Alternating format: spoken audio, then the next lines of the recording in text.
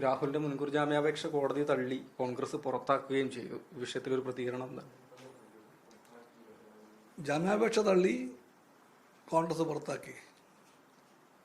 ആ ബന്ധം എല്ലാവർക്കും മനസ്സിലാകും. തള്ളും വരെ കോൺഗ്രസിന് പുറത്താക്കാൻ തോന്നിയില്ല.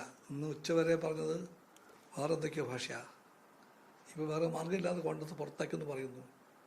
അത് ശരിക്കും പുറത്താക്കാനാണോ അല്ലയോ എന്ന് കണ്ടറിയാം. പക്ഷെ എന്തായാലും അത്രയും നല്ലത്. പക്ഷെ ചോദ്യങ്ങൾ ബാക്കിയാണ്.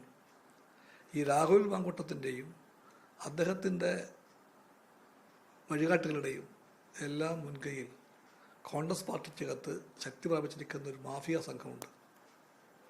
എന്തും ചെയ്യാൻ മടിക്കാത്തവർ, സ്ത്രീകളെ കേവലം ഉപഭോഗ വസ്തുവായിട്ട് മാത്രം കാണുന്നവർ, അവരുടെ പോക്കിനെപ്പറ്റി എന്തെങ്കിലും മിണ്ടിപ്പോയാൽ അങ്ങനെ മിണ്ടുന്നയാൾ രമേശ് ചെന്നിത്തലയെ പോലും കൂകിയിരുത്തുന്നവർ, വായടപ്പിക്കുന്നവർ, അപ്രകാരം ഒരു സംഘം കോൺഗ്രസ് പാർട്ടിക്കകത്ത് തലവെക്കിയിട്ടുണ്ട്.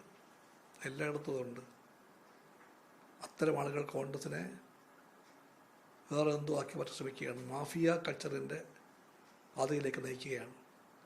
അതിനെപ്പറ്റി കോൺഗ്രസ് ചിന്തിക്കുന്നുണ്ടോ? ഉണ്ടെങ്കിൽ ഈ ആപത്ത് ഒഴിവാക്കാൻ വേണ്ടി കോൺഗ്രസ് എന്ത് ചെയ്യും? ഈ ചോദ്യങ്ങളും ബാക്കിയാണ്. അത് ഞാൻ വളരെ ഉത്തരവാദിത്വ ബോധത്തോടു കൂടി ഉന്നയിക്കാൻ ആഗ്രഹിക്കുന്നു. മറ്റു മാർഗങ്ങളില്ലാതെ പുറത്താക്കിയതാണോ? ഞാൻ പറഞ്ഞു കഴിഞ്ഞല്ലോ.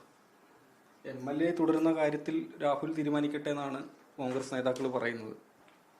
ധാർമ്മികമായി ശരിയാണോ? ഇതിനെപ്പറ്റി പറയട്ടെ. ഇത്ര എനിക്ക് പറയാം.